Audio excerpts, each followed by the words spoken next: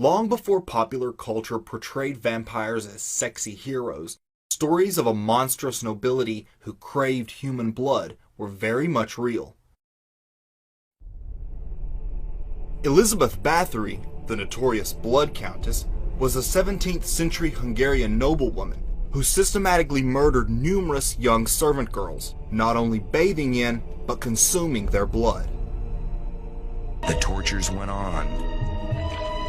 From bathing, it was only one step to drinking. Elizabeth would pierce the flesh of a victim, hoist her up to the rafters, then swallow the blood as it ran down. Could there really be a sect among society that is actually addicted to blood? And if so, why? Deeper research shows the reason might lie in a certain hormone which floods our bodies during times of intense fear or excitement, adrenaline. So adrenaline is a substance that your body releases into your bloodstream when you're in a potentially dangerous situation. It's responsible for the fight or flight response in mammals, heightening senses and increasing strength and energy. In some ways, the fear response gives us superhuman powers. Superhuman powers. You find that you're able to really concentrate. You're able to use muscular strength to an extent that otherwise would be impossible. Basically, these chemicals that cascade into our bloodstream and flood into our brain, they change the way we think and they change the way our bodies function. We don't feel pain. In the right conditions, it can be exhilarating and downright addicting. Thus the term adrenaline junkies. When we're experiencing something like a parachute jump, we're experiencing the same chemicals in our brain that a meth user experiences in their brain. So absolutely, you can become addicted to that sensation.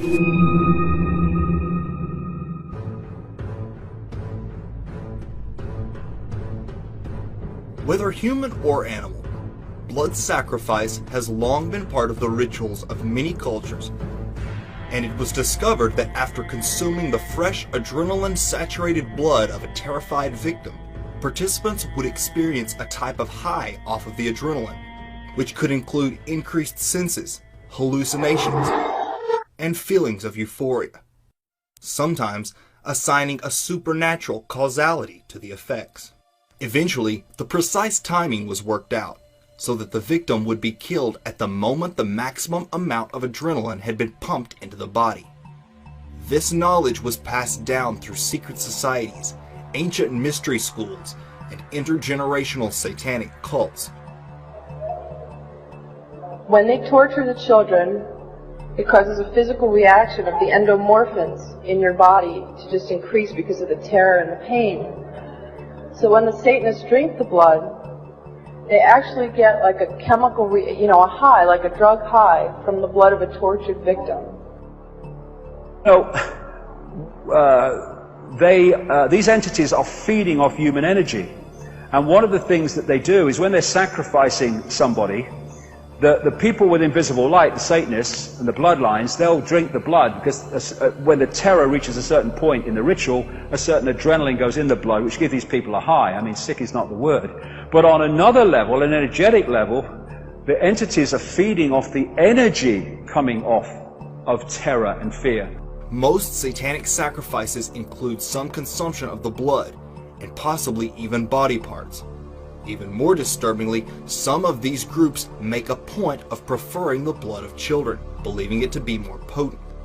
Another reason the elite drink children's blood is for its known rejuvenating effects. Why do you think some of these old Illuminati Satanists live so long?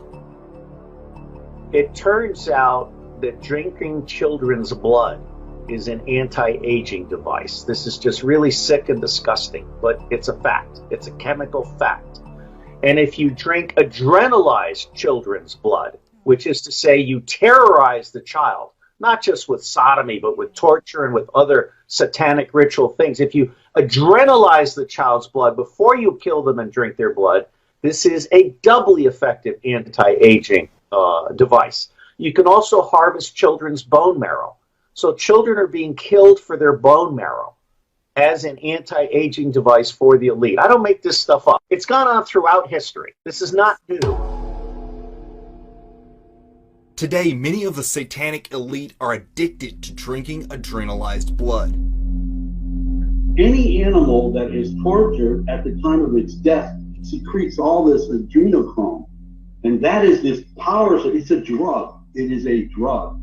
And these people are addicted to it. And because they call upon interdimensional demonic forces or to help do their bidding, they also believe anyway that they have increased power. And perhaps they do. Numerous survivors have attested to satanic sects engaging in ritualistic consumption of adrenalized blood, experiencing a high from the adrenaline. When they go to murder a child, they make sure the child is terrified, so they pump the adrenaline through the blood. And they like to drink that blood, and they're addicted to adrenaline, a lot of them. So there's actually a science, when you analyse it, there's a science behind their madness. According to researcher Kurt Barker, author of the book Cannibalism, Blood Drinking, and High Adept Satanism, well-organized cult members systematically abduct people, torture them to adrenalize their blood, harvest that blood, and drink it.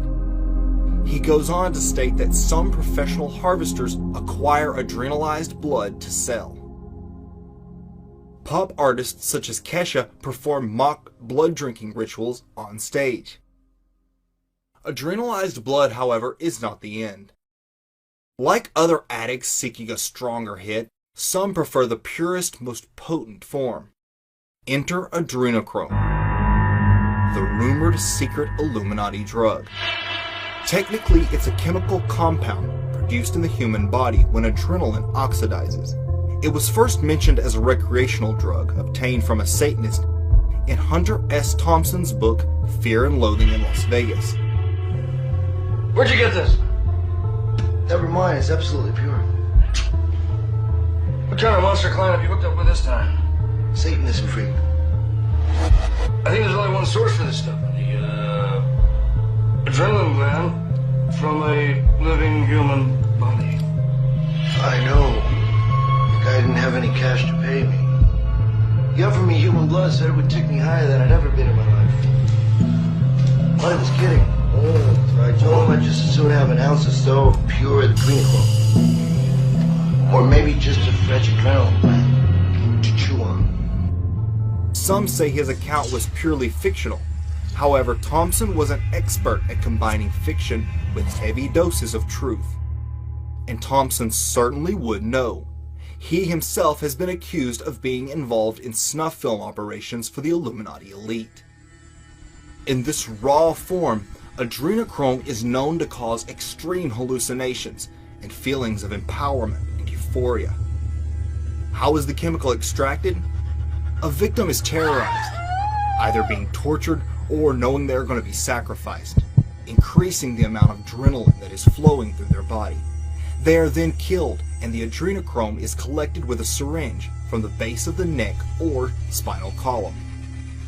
According to researcher and author Fritz Springmeier, a human victim only produces around 10 cc's of adrenochrome, so once it's collected, the drug can be sold on the deep black market and corners of the dark web at exorbitant prices.